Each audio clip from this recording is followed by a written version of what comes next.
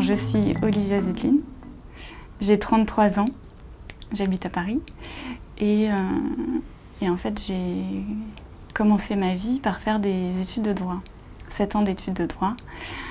Et à la fin de mes études, je me suis rendu compte, dans les expériences concrètes en fait, d'avocat, que ça ne me correspondait pas. J'adorais en fait, faire les dissertations, tout ce qui était intellectuel, le jeu des idées, écrire en fait, mais j'aimais pas le métier dans le concret.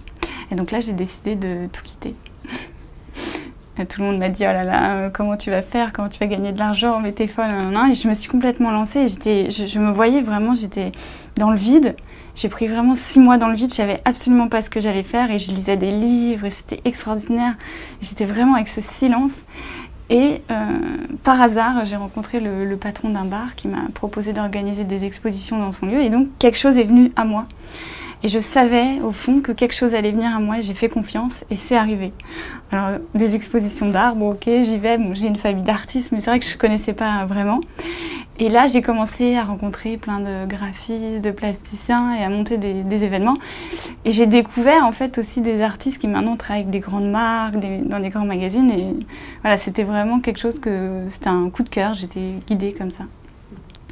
Et ensuite, j'avais très envie de continuer à écrire. Donc j'ai monté un blog qui s'appelle Réécrire et où j'ai continué des interviews de plasticiens, des articles sur l'art. J'ai gagné les Golden Blog Awards dans la catégorie culture graphique. Et puis je me suis ouverte à plein de... J'étais très curieuse, je suis toujours très curieuse, donc je me suis ouverte à plein de techniques de développement personnel, l'énergétique, le chamanisme, le yoga, le qigong. Enfin, j'ai vraiment testé énormément de choses. J'ai pris ce qui me plaisait, j'ai laissé ce qui me plaisait pas. Mais avec cette ouverture, j'ai commencé vraiment à connecter un état intuitif très fort avec les informations qui m'arrivent directement. C'était pas quelque chose que j'avais forcément enfant, même si j'étais ouverte. C'est vraiment quelque chose que j'ai développé, qui s'est ouvert en moi. Et qui m'amène aussi à une foi en fait, à une joie, une foi, une simplicité. Et des gens m'ont demandé de les aider, donc je l'ai fait.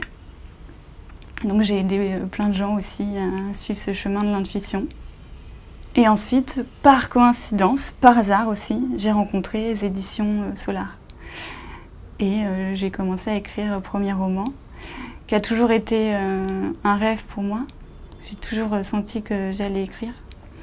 Et quand j'étais en cabinet d'avocat, une fois effectivement, j'ai pris un stylo, j'ai écrit et j'ai pleuré de joie. C'est la première fois que j'ai ressenti en fait cette connexion avec mon intuition et avec le tout.